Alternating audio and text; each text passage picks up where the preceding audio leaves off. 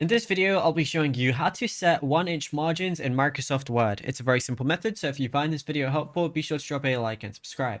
Now, setting 1-inch margins, also known as the normal margin preset, is the standard layout requirement for academic essays, corporate letters, and professional manuscripts. So the first option to do this is the quick margin preset.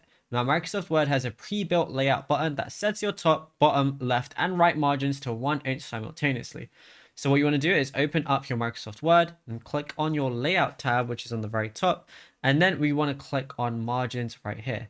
Select the normal option block from the drop down list, and the description will explicitly read top one, bottom one, and stuff like that. So it's going to say normal right here. Obviously it's in centimeters right now, but it's going to basically be the same thing in inches.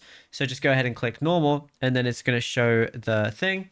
And what you can also do is custom margins. So what you want to do is go up to the layer tab again, and then click on margins. And then at the very bottom, you're going to see custom margins. So go ahead and click on that. And then over here, what you can do is do 1 inch or 2.54 centimeters, which is 1 inch. And then all you want to do is press OK and make sure it's on top, left, bottom, and right. Press OK, and then you'll be good to go. Now, if you found this video helpful, be sure to drop a like and subscribe, and check out other tutorials as well.